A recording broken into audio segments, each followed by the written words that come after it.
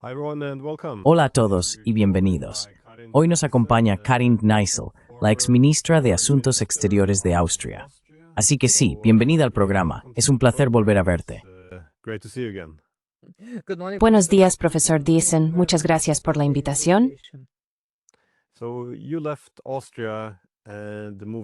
Así que dejaste Austria y te mudaste a Rusia, donde ahora trabajas como profesor en la Universidad de San Petersburgo.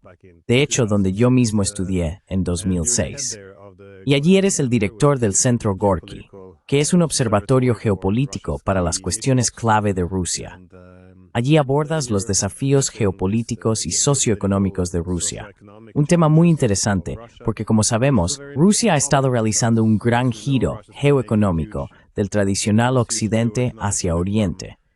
Supongo que esto realmente se intensificó en 2014, cuando su sueño de una Europa mayor murió a mirar hacia Oriente.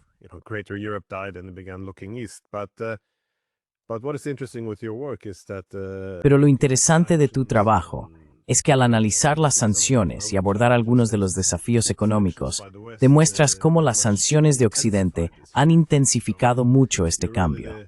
Así que realmente eres la persona ideal con la que hablar para entender en qué está trabajando Rusia y también por qué la economía rusa está superando ahora a sus homólogas europeas, a pesar de estas sanciones sin precedentes. Entonces, ¿cómo puedes explicar lo que está haciendo la economía rusa? ¿Cuáles son sus principales desafíos? Y también las oportunidades que surgen en estos reajustes que están realizando.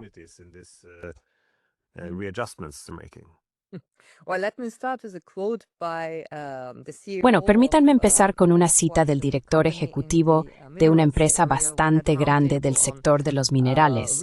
Tuvimos una mesa redonda sobre recursos y estos llamados acuerdos de recursos que Estados Unidos está considerando con algunos países como Ucrania.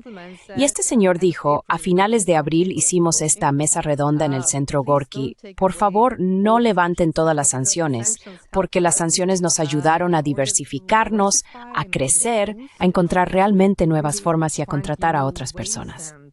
Y la palabra clave en Rusia, que se escucha una y otra vez, es soberanía tecnológica.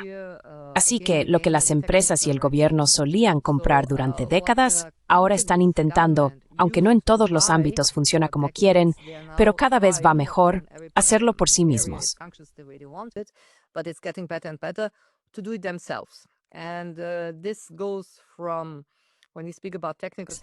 Y esto abarca cuando se habla de soberanía tecnológica, dispositivos de minería en el sector del petróleo y el gas, pero también cuando se trata de litio y los llamados metales de tierras raras. Pero también, por supuesto, afecta al software para ordenadores, para todo tipo de producción.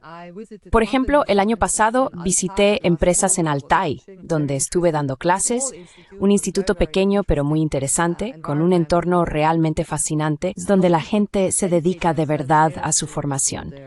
Y durante esa visita también me llevaron a conocer una pequeña pero muy eficiente empresa farmacéutica que trabaja con medicina alternativa, pero también con medicamentos químicos convencionales.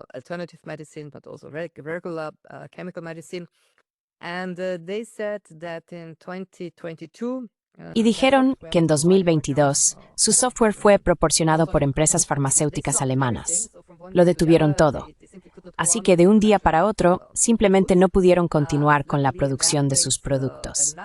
Por suerte, en ese caso, otro país de la UP, curiosamente, intervino y les proporcionó el software. Pero estaban trabajando en conseguir su propio software. Todo giraba en torno al software. Y así, la soberanía tecnológica es algo que ha impulsado mucha innovación. Y de nuevo, no funciona en todos los niveles con la misma intensidad que las ambiciones existentes. Pero sobre todo, ha cambiado el eje en quiénes son tus socios y tus clientes.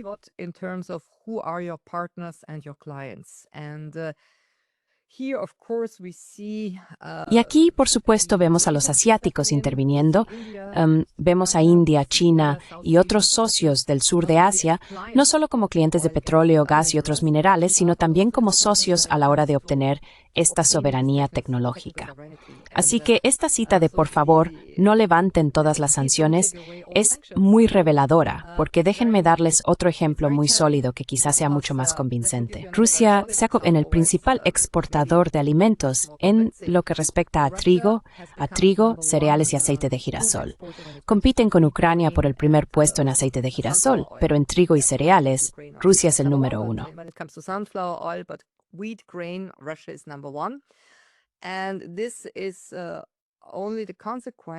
Y esto es solo la consecuencia de las sanciones agrícolas de 2014 y las contrasanciones de los rusos, porque Rusia también era un importador de alimentos, en productos lácteos, en queso, por ejemplo. Eso ha cambiado. Así que aquí, Rusia no solo ha sustituido las importaciones por producción nacional, sino que realmente se ha convertido en un exportador. Y por tanto, las sanciones definitivamente ayudaron. Es como, lo sé por mi propia vida anterior como autónomo, durante 23 años, cada vez que pierdes un contrato, tienes que buscar otra cosa, ¿entiendes? Te ves obligado a sobrevivir, te ves obligado a ser más innovador. Yo nunca habría desarrollado todo mi tema energético si hubiera podido vivir solo de enseñar derecho internacional. Así que, en vez de limitarme a enseñar derecho internacional, me volqué en las áreas de petróleo y gas, lo que me enseñó mucho y me marcó mucho. Así que es lo mismo.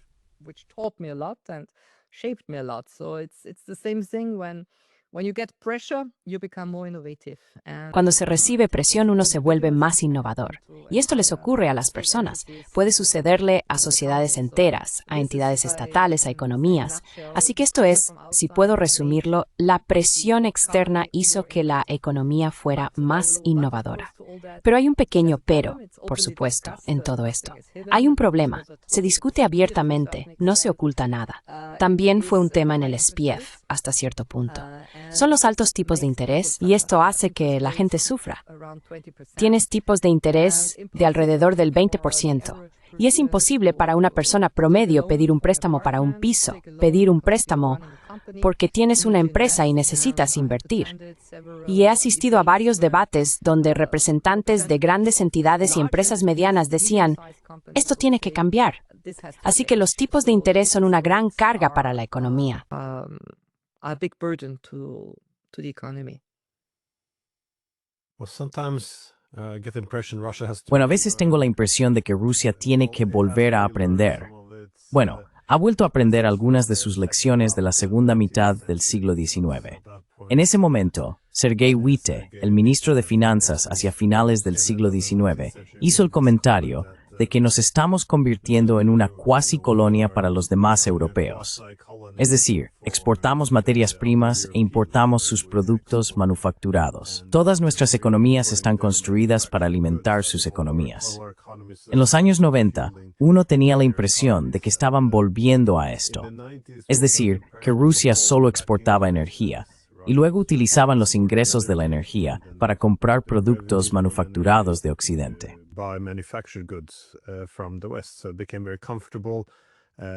Así que se volvió muy cómodo, en el sentido de no ser demasiado innovador ni desafiante, pero se desindustrializaron y se volvieron cada vez más dependientes. Así que creo que esta sustitución de importaciones es algo que todos los países han hecho para establecer la soberanía tecnológica. Ha sido una tendencia común durante 200 años, pero normalmente ocurre en sectores donde se asume que hay competitividad internacional. Así que, en algún momento, se retiran los subsidios o la protección, suponiendo pueden ser competitivos a nivel internacional. Perdona, ibas a decir algo.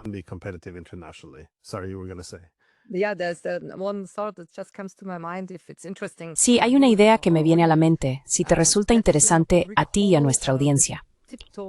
Recordemos cómo la U fue con pies de plomo cuando quiso empezar a imponer sanciones contra Estados Unidos. Oh, no sanciones, perdón, eran contramedidas arancelarias. Es un tema diferente, pero de alguna manera similar. Y la UE no sabía dónde poner los aranceles, porque si hubieran grabado el Bourbon estadounidense, Estados Unidos habría respondido grabando el champán francés o los vinos italianos. Querían adelantarse a eso. Lo único en lo que pensaban era en las motocicletas Harley Davidson, porque en todo lo demás, la UE depende terriblemente del software, de los productos tecnológicos que vienen de Estados Unidos, de los servicios técnicos.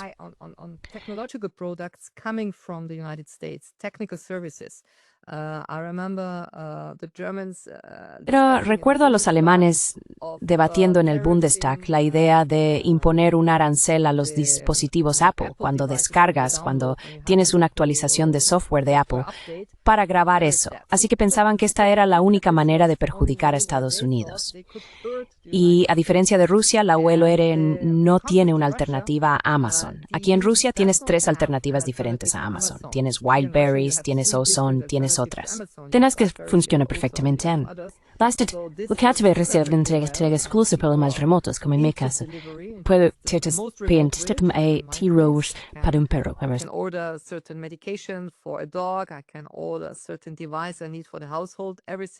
Puedo pedir un determinado dispositivo que necesito para el hogar. Todo llega en un plazo muy corto. Y todo esto no existe en la UE.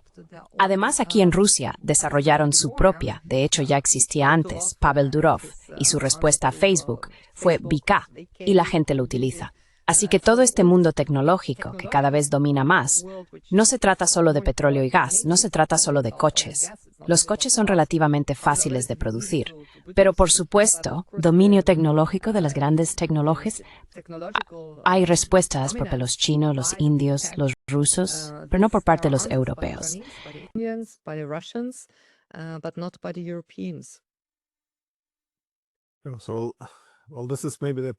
Bueno, quizá este sea el problema de haber tenido demasiada confianza entre los europeos y los estadounidenses. Por ejemplo, a principios del siglo XIX, cuando los estadounidenses querían desvincularse de Gran Bretaña y de la dependencia de sus tecnologías, era porque temían que los británicos interfirieran en su soberanía.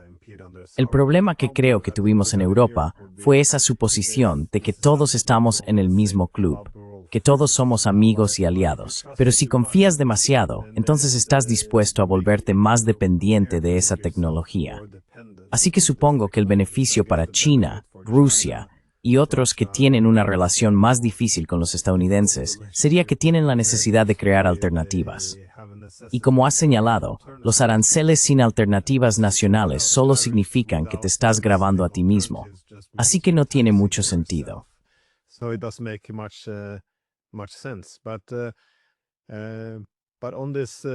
Pero en esta búsqueda de la soberanía tecnológica, mencionaste los productos agrícolas, pero también la capacidad de crear un ecosistema digital en Rusia. Sin embargo, las sanciones, que se suponía que debían quebrar la economía rusa, ahora vemos que Rusia, como dijiste, tampoco parece tener prisa por restablecer los antiguos lazos económicos con los europeos. Porque algunas de las sanciones parecen estar debilitándose ahora. Los estadounidenses quieren restablecer relaciones normales con Rusia. Sin embargo, los rusos han dicho más o menos que no tienen prisa. Algunas empresas serán readmitidas, pero bajo condiciones estrictas. ¿Sabes algo más sobre esto? ¿Qué condiciones? ¿A quiénes dejarán volver? Esto está destinado a proteger a ciertos socios nacionales y preferidos internacionales, o simplemente preocupación por no volverse vulnerables a la dependencia de socios que resultaron ser poco fiables.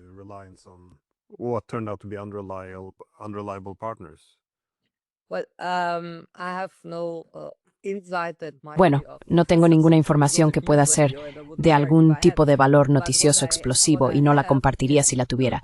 Pero lo que tengo es el conocimiento de un lector interesado.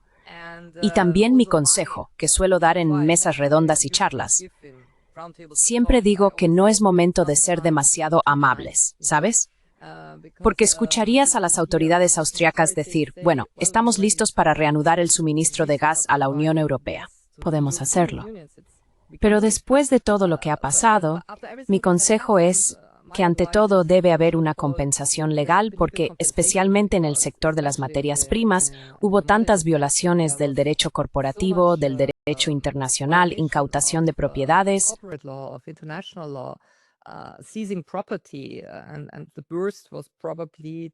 Y probablemente lo peor fue la congelación y ahora la confiscación parcial de los activos del Banco Central del Banco de Rusia. Así que esto es algo a tener en cuenta a la hora de estar preparados para retomar los negocios, para volver a la normalidad. Yo pondría ahí un gran signo de interrogación. Creo que encontrarás personas en Rusia que estarían muy interesadas en hacerlo. Y también encontrarás a otras que dirán, bueno, esperemos a ver. Y el gobierno diría, bajo ciertas condiciones. Así que estas condiciones, de lo que he estado leyendo en los últimos meses, un tema que interesa al público son las grandes marcas, ya sabes, la industria textil, las tiendas que encontrarás en las grandes ciudades. Yo no vivo en una gran ciudad.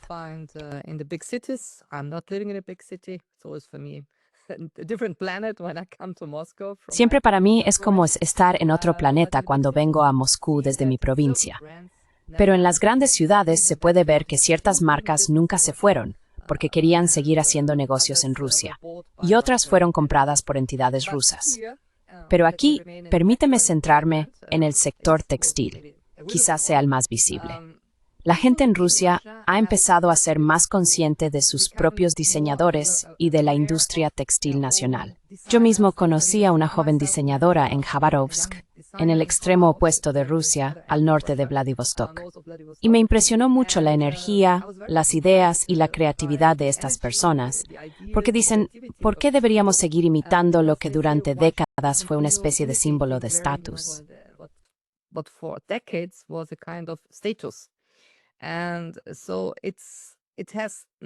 Así que no tiene nada que ver con algún tipo de reflejo nacionalista, como dirían algunos críticos de Occidente. Se trata simplemente de desarrollar nuestra propia tradición textil, nuestras propias ideas que antes existían aquí. Y eso, creo, es un desarrollo muy positivo. Así que si ciertas marcas del sector textil volvieran, se encontrarían con un público diferente. Personas que dirían, ¿por qué crear una cantidad en un abrigo determinado si puedo tener uno mucho más bonito y único, hecho por un diseñador ruso? Así que estas cosas han cambiado, diría yo, también a nivel cultural y mental, en cuanto a las preferencias de los clientes.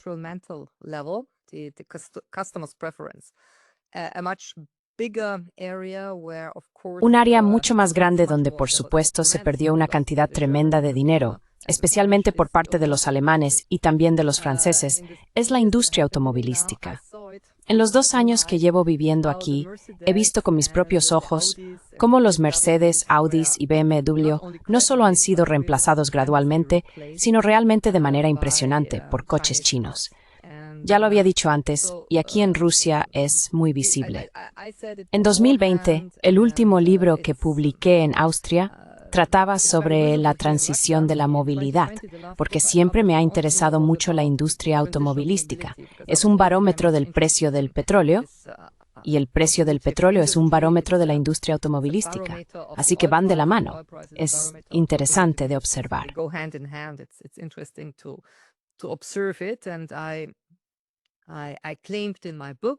Y yo afirmé en mi libro hace 5 años que la industria automovilística alemana se enfrentaría a enormes problemas por diversas razones. Todavía no estábamos en la crisis de las sanciones, pero sí por muchas otras razones. Razones demográficas, personas que ya no pueden permitirse un coche o que no desean sacarse el carné de conducir. Y el auge de la industria automovilística asiática ya era visible. Pero con la pérdida del mercado ruso, los alemanes mataron su industria automovilística. Esto es un hecho. Así que cuando hablo con conductores, taxistas, existe esta posibilidad con la aplicación Yandex, servicios de taxi muy buenos en toda Rusia, estés donde estés. Y si quieres un coche más bonito, más grande, antes podías pedir un Mercedes. Pero hoy no es un Mercedes el que vendría, es algo que parece estar entre un BMW, un Audi y un Volvo.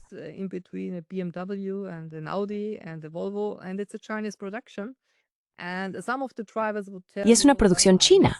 Algunos conductores te dirán, bueno, echo de menos mi Mercedes, me gustaba más. Y otros dirán, pero este coche es tan bueno como el que tenía y es mucho más asequible. Estas cosas están cambiando. Así que la industria automovilística es, diría yo, el mejor ejemplo y termómetro para medir el grado de cambios dentro de Rusia y en relación con la Unión Europea. Si la industria automovilística alemana planea regresar, puede que haya algunos apasionados conductores de Mercedes, que digan, oh, estoy tan feliz de poder comprar ahora el siguiente modelo de mi querido Mercedes, porque aquí era un mercado enorme para Mercedes. Pero creo que esto ya no será posible, porque a nivel competitivo de eficiencia, precio y relación calidad, las cosas están cambiando.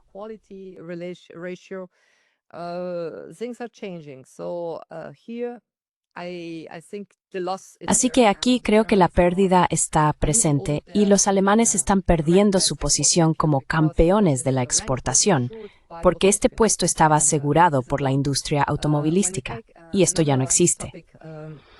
Cuando abordamos otro tema como el regreso de empresas europeas u occidentales, creo que podríamos ver en general si todo va según ciertas ambiciones de Washington y de Moscú, porque ambos tienen agendas muy ambiciosas. Entonces podríamos ver que a las empresas estadounidenses se les podría permitir regresar al segmento del petróleo y el gas en el sector de los seguros. He trabajado mucho con compañías de seguros y reaseguros.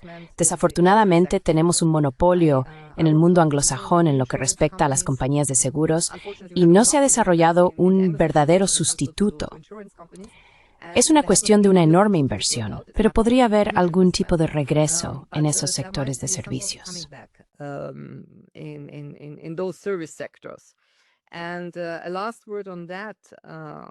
Y una última palabra sobre eso. Creo que la gente no es tan consciente de ello, pero ciertas empresas estadounidenses realmente nunca se fueron. En el sector de la consultoría tienes a Argus, los que trabajan en plataformas de precios y comercio de petróleo y gas. Algunos de ellos nunca se marcharon. BP, que tenía más del 18% de las acciones en Rosneft, sigue estando allí de jure. De facto, se fueron, pero de jure, nunca completaron todos los procedimientos para salir. Exxon, estoy bastante seguro de que les encantaría volver porque tenían una operación enorme en la isla de Sajalín, si no recuerdo mal. Así que puedo imaginar que habría ciertas empresas estadounidenses que, debido a una normalización entre Moscú y Washington, bajo ciertas circunstancias, regresarían porque también cumplían ciertas funciones que no podían ser fácilmente sustituidas.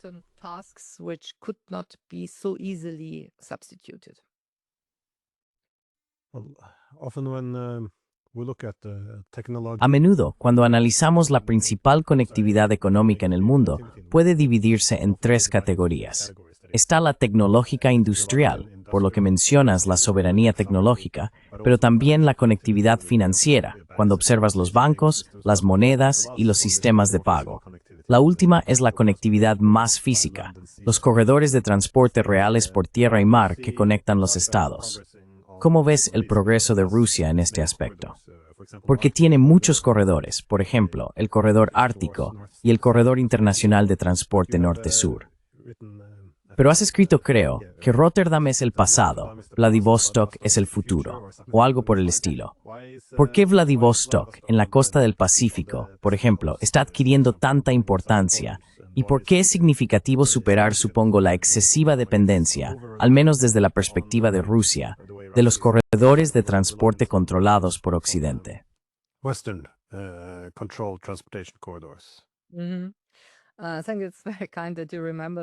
Creo que es muy amable por tu parte recordar ese título que di a un artículo y a un seminario. Empecemos con el corredor ártico. Lo interesante desde el punto de vista jurídico es que se trata de una vía fluvial nacional rusa. No es una vía fluvial internacional. Así que no podría ser cerrada como ocurrió con otros corredores, donde los rusos simplemente fueron expulsados mediante sanciones. Por lo tanto, la vía fluvial nacional de la ruta del norte, este paso noreste, que como consecuencia de los cambios meteorológicos y climáticos puede utilizarse no solo de forma estacional, sino en ciertos momentos durante todo el año, es un proyecto y ya no es solo un proyecto, ya está ocurriendo. Los desafíos allí son enormes.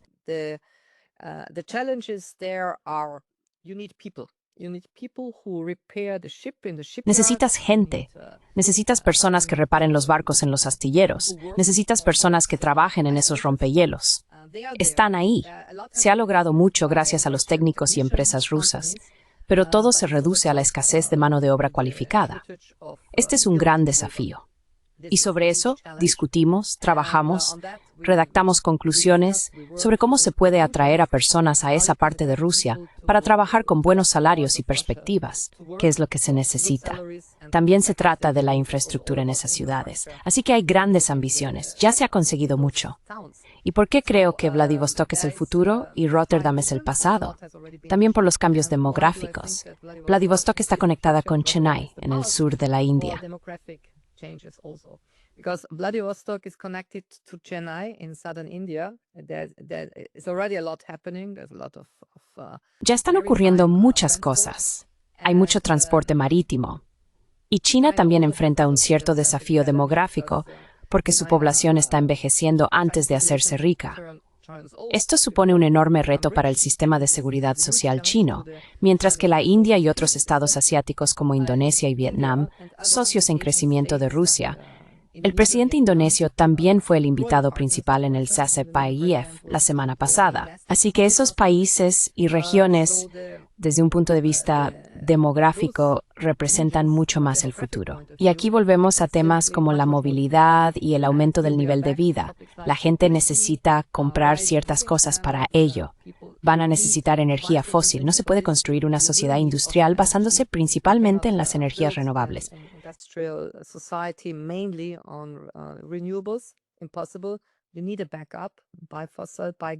Imposible. Necesitas un respaldo. Compra de combustibles fósiles, compra de gas. Así que estos son los socios del presente y en crecimiento, y también cada vez más del futuro.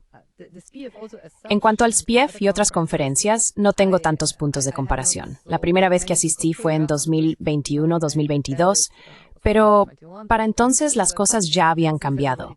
Donde antes veías a un cierto número de alemanes dominando, definitivamente han sido reemplazados por indios y estados del Golfo Árabe. Ahora ellos son los grandes socios.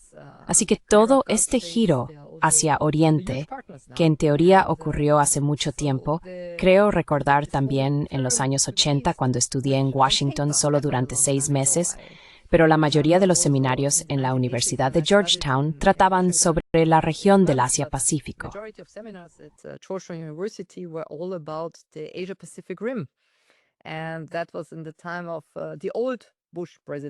Y eso fue en la época del antiguo presidente Bush, el padre de George W., George Herbert Bush. Y él estaba completamente centrado en esta zona del Pacífico. Todo giraba en torno a conectar San Francisco con Shanghái. Estados Unidos perdió ese impulso. Desafortunadamente, se centraron en las expansiones de la OTAN durante toda la década de los 90. Volvieron a Europa cuando deberían haberse dirigido a Asia. Y ahora es un mundo nuevo en esta región Asia-Pacífico, dominada por cada vez más actores. Así que, lamentablemente, Europa sigue ahogándose en su eurocentrismo. Se puede sentir, se puede leer en cada momento, cada día. Y aquí estamos. Así que creo que Vladivostok, donde ya se ha logrado mucho gracias a las inversiones rusas durante los últimos 20 años, es uno de los centros del este. It's one of the centers of the East. Yeah, no, I share your concerns about Europe because Comparto tus preocupaciones sobre Europa, porque los estados realmente tienen que adaptarse a la distribución actual del poder si quieren tener políticas racionales en términos de maximizar su prosperidad y seguridad. La mayor parte del mundo se está adaptando a estas nuevas realidades. Incluso Estados Unidos, por supuesto, está intentando acercar su economía al este, tanto tecnológica como financieramente, también con estos corredores. Pero no lo veo en Europa. Creo que están spinteita en un mundo que no existe. Ese pensamiento lo sorgiu, que se de origen no vinda, y dar thoripte a esta highlighted sentido. in doing so, failing to adjust to these realities and undermining our own security and economy as Sí, socavar nuestra propia seguridad y economía es bastante evidente. Pero una de estas instituciones que se están estableciendo para adaptarse a estas nuevas realidades, es decir, el nuevo sistema económico internacional que está surgiendo, es BRICS. ¿Qué tan importante o relevante consideras que es BRICS para este objetivo de reorganizar la economía rusa? reorganizing the Russian economy. Porque, bueno, algunas personas argumentan que no tiene mucha relevancia.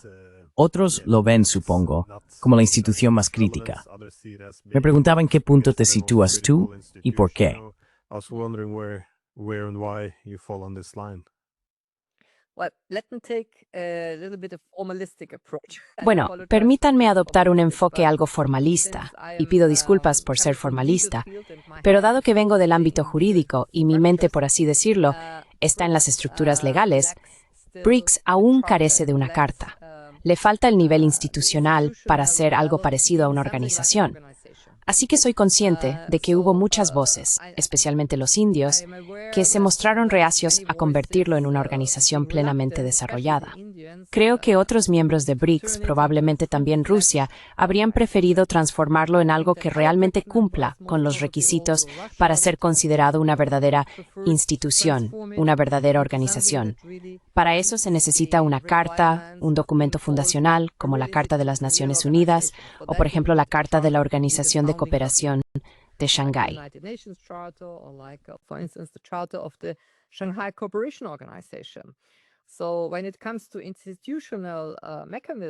Así que en lo que respecta a mecanismos institucionales, la Organización de Cooperación de Shanghái cuenta con algo parecido. BRICS ha estado proliferando en todas las direcciones en cuanto a contactos entre personas. Hay de todo, desde el ámbito deportivo hasta reuniones políticas y todo tipo de áreas de la vida.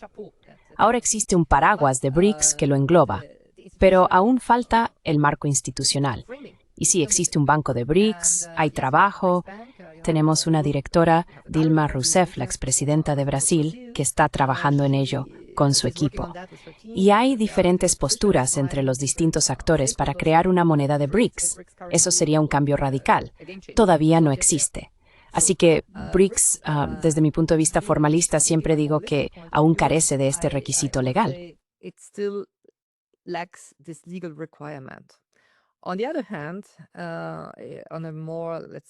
Por otro lado, desde un enfoque más dinámico y menos formalista, se podría decir que los BRICS intervienen donde otras organizaciones, debido a su letargo o a que están desfasadas, no lo hacen. Por ejemplo, yo habría esperado que los BRICS adoptaran una postura sobre este enfrentamiento entre Israel e Irán. Eso habría sido una prueba de fuego para los BRICS apareciera en el plano geopolítico. No fue así. Por supuesto, hubo mucha diplomacia entre bastidores, que es la única diplomacia eficaz. No debería tratarse de comunicados de prensa ni de redes sociales, pero hubo muchas llamadas telefónicas entre Moscú, Pekín y Tel Aviv. Así que esto es algo que probablemente ayudó a estabilizar la situación. No a resolverla, pero sí a gestionarla de alguna manera. Pero los BRICS como tal no actuaron.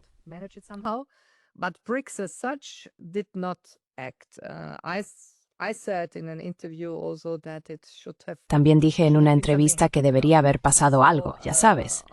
Así que, en ese sentido, los BRICS intervienen, pero no lo hacen completamente. Pero, por supuesto, existe una diplomacia bilateral que antes no existía en la misma medida que ahora. Así que los BRICS, que empezaron a principios de los 2000, y lo recuerdo muy bien por las conferencias sobre materias primas a las que asistí entonces como analista junior, los BRICS eran todos sobre recursos. Oías a inversores de Londres, Frankfurt, decir, ve a los BRICS, son los proveedores de materias primas. Estas son las grandes inversiones que hay que hacer. Jim Rogers, grandes casas de inversión en Alemania, yo lo seguía. Y de ser un objeto de inversión, pasaron a ser un sujeto de acción política, de acción económica.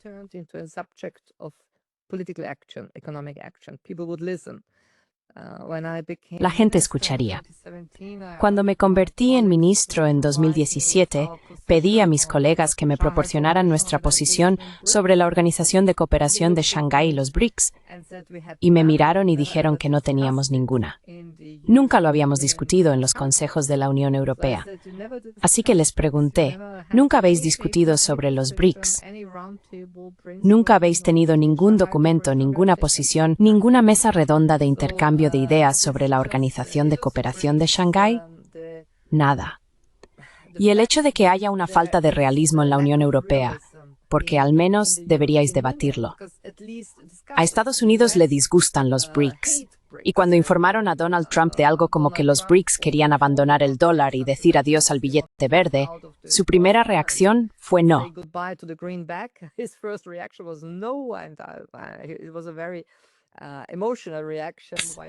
Fue una reacción muy emotiva a través de sus redes sociales, como suele hacer. Así que BRICS sería sin duda un obstáculo en las futuras relaciones entre Moscú y Washington, pero eso se puede gestionar si se cuenta con una diplomacia inteligente. Pero BRICS está ahí, y ya no es solo un objeto para los inversores, sino un sujeto. Sería útil, en mi opinión, aunque admito que quizás sea demasiado formalista, que tuviera algún tipo de estructura legal para convertirlo realmente en una institución con mecanismos. De ese modo, en caso de algo como el enfrentamiento entre Irán e Israel, podría presentarse y decir, ofrecemos un espacio alternativo para debatir ciertos temas, para tener un terreno de encuentro. Y estos son mis puntos.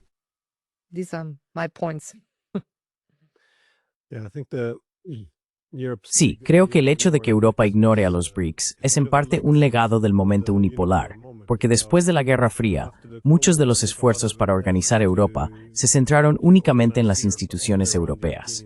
Esto llevó, por ejemplo, a simplemente ignorar alternativas.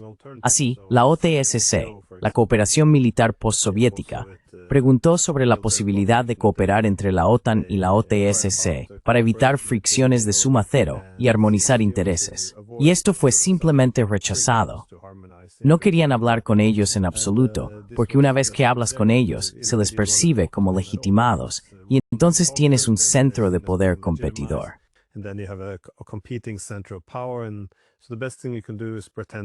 Así que lo mejor que puedes hacer es fingir que esto no existe.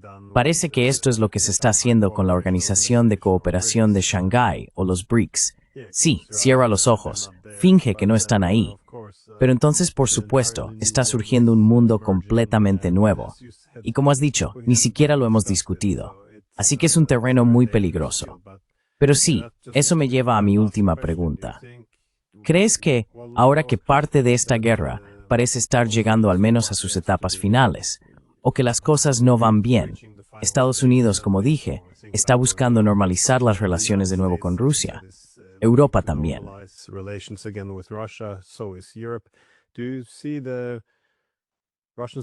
¿Cree que los rusos son más complacientes con Estados Unidos que con Europa? Y también, ¿en qué áreas? Porque usted también ha comentado antes, muy acertadamente por cierto, que en Oriente hay más economía real, es decir, energía y ciencia STEM, mientras que la economía estadounidense se ha vuelto muy financiarizada. Así que, dado que muchos de los BRICS y las economías orientales querrían ganar más autonomía y tener voz en cuestiones financieras también, no ser absorbido por el sistema financiero estadounidense. ¿Dónde están los límites? ¿Dónde cree acomodará a Estados Unidos y a los europeos en su economía?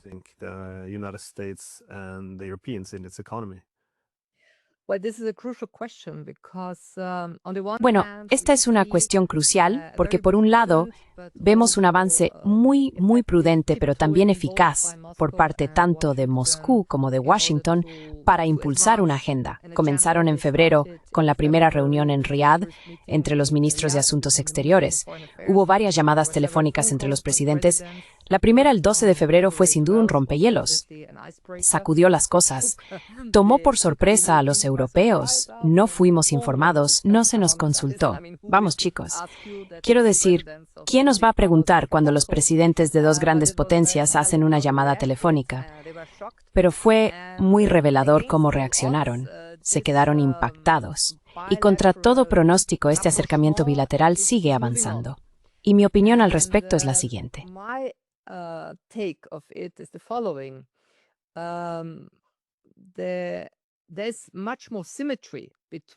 Hay mucha más simetría entre Rusia y Estados Unidos que cualquier tipo de simetría entre, digamos, Rusia y cualquier país de Europa, Francia, Alemania, los franceses. Estaba de Gaulle, que ya en los años 60 quería que París, Francia, Alemania y Rusia cooperaran. Siempre existió esa relación especial entre el Reino Unido y Estados Unidos, pero no hay simetría. Y tienes estas dos grandes potencias. Siempre considero la geografía como la principal constante que no se puede cambiar. Y la geografía significa que hay dos grandes potencias. Hemos vuelto a la situación de grandes potencias otra vez. La parte rusa hizo todo lo posible.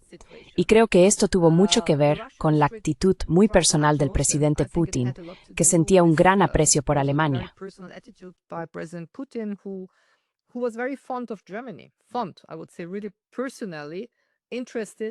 Cariñoso, diría yo, realmente personalmente interesado en tener una buena relación con Alemania, por varias razones.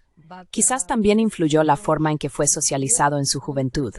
Pero este enfoque solo funcionó durante un tiempo, mientras había ciertas personalidades en juego. Él mismo ha dicho en entrevistas que desde que Jacques Chirac se fue de Francia, ya no tiene un homólogo allí con quien hablar. Gerhard Schröder y Angela Merkel también fueron interlocutores muy especiales para él. Pero como vimos, las cosas evolucionaron de otra manera desde 2007. Por eso creo que hay que dejar de lado estos factores personales y centrarse realmente en lo que nos dicen la geografía y la historia.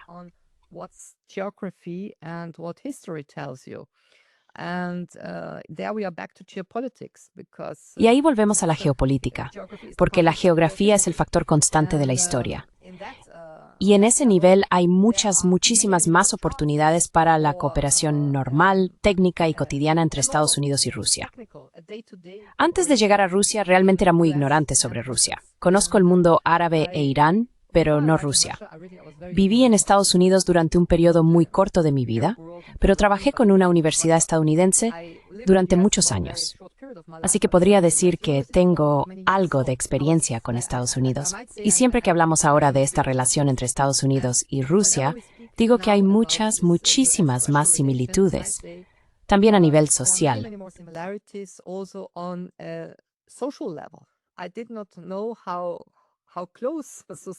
No sabía lo cercanas que también eran las sociedades. Y esto se debe al hecho de que los estadounidenses no tienen esa carga histórica. No hubo enfrentamientos entre Estados Unidos y Rusia. Sí, existió la Guerra Fría, pero nunca fue un enfrentamiento directo. Si entras en la página web de la Embajada de Estados Unidos en Moscú, todavía encontrarás muchas fotos sobre la lucha conjunta en la Segunda Guerra Mundial.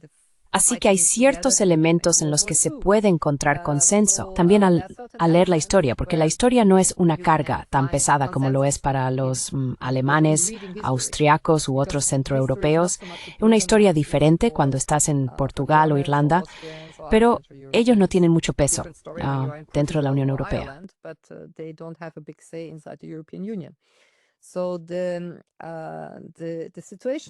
Así que la situación ahora es la siguiente. La UE ha sido tomada por sorpresa. Las consultas a nivel de funcionarios continúan. Hay llamadas telefónicas regulares entre el presidente Putin y el presidente Trump. Contra todo pronóstico, diría yo, durante estos tiempos tan tensos que hemos vivido en las últimas 2 semanas entre Irán e Israel, las cosas siguen adelante. Y esto se debe a la sensatez. Incluso Donald Trump muestra sensatez en ese nivel porque no quiere arriesgar nada. Así que durante la última cumbre de la OTAN en La Haya no mencionó ni una sola vez a Ucrania o Rusia. Todo giró en torno a otros temas. Y ahora también tenemos la extraña situación, y escribí sobre esto hace unos meses, de que la adhesión de Ucrania a la OTAN ya no es el tema principal.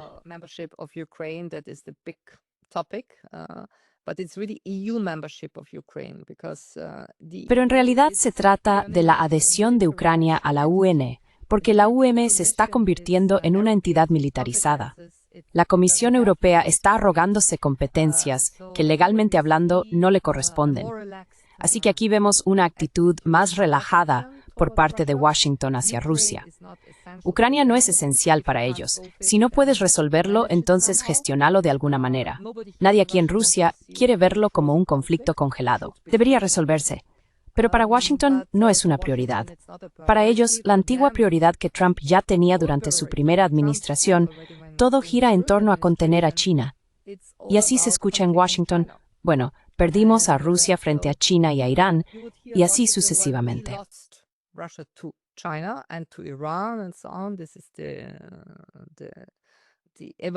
Esta es la evaluación, y aquí está el gran punto, porque Rusia definitivamente no va a renunciar ni a cambiar su asociación, su amistad sin límites, como se la llama, con China. Esto está fuera de toda discusión. Queda por ver a largo plazo cómo se puede equilibrar este triángulo.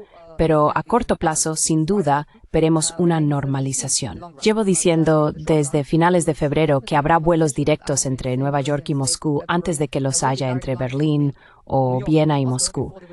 Así que esto será un cambio muy simbólico. Y tienen mucho de lo que hablar, de lo que compartir. Es el espacio.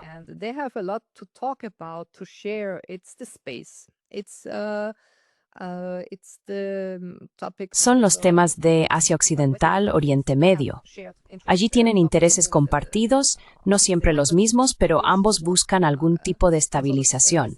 Ambos se enfrentan a grupos terroristas con algún tipo de trasfondo de Oriente Medio. Así que todo eso influye. Y permítanme concluir con esto. Asistí a una reunión hace unas semanas en Moscú donde también estaba el padre de Elon Musk, Errol Musk, sentado junto al ministro de Asuntos Exteriores Lavrov. Además, era su primer viaje a Moscú. Fue muy sincero, muy amable en sus declaraciones sobre este primer viaje, similar a lo que escuchamos del periodista estadounidense Tucker Carlson, parecido a lo que se podría oír de otros estadounidenses que han venido a Rusia a lo largo de los años.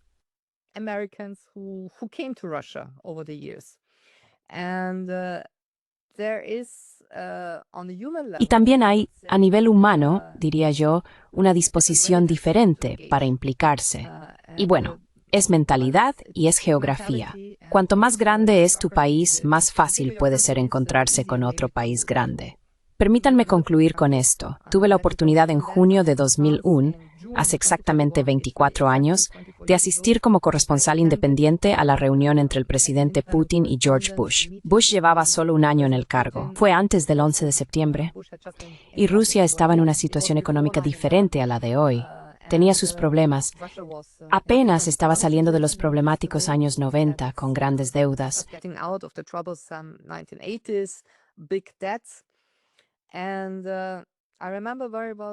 Y recuerdo muy bien lo que dijo Bush en aquella rueda de prensa. Había estado viajando por Europa, había conocido a primeros ministros, presidentes de todo tipo de estados. Finalmente llega a la pequeña Eslovenia y se reúne con el presidente Putin. Comenzó la rueda de prensa con las siguientes palabras. El presidente Putin y yo tenemos mucho en común. Ambos dirigimos un país grande. Esto para mí fue muy revelador.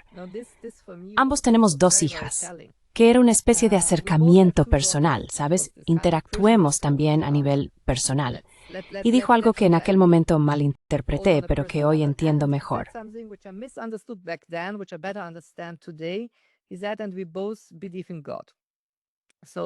Él dijo, y ambos creemos en Dios.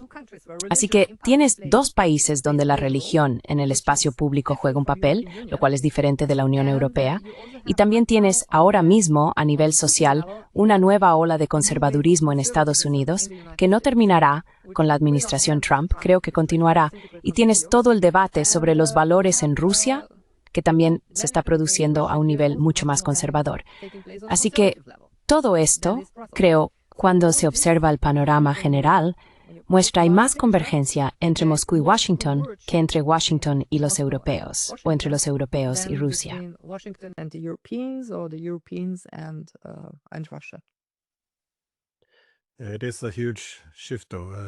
Es un cambio enorme, sin embargo. Recuerdo que en los años 90 los rusos se referían a la OTAN más o menos como el occidente malo y a la URP como el occidente bueno. Pero parece que la idea de los buenos europeos frente a los malos estadounidenses ha cambiado definitivamente ahora. Karin, muchísimas gracias por tu tiempo y tus ideas sobre estos temas, que no solo son relevantes para Rusia, sino que creo que serán cada vez más relevantes para todo el mundo. Así que, de nada. De nada, profesor Dicen. Le deseo un buen verano con tiempo para leer libros interesantes.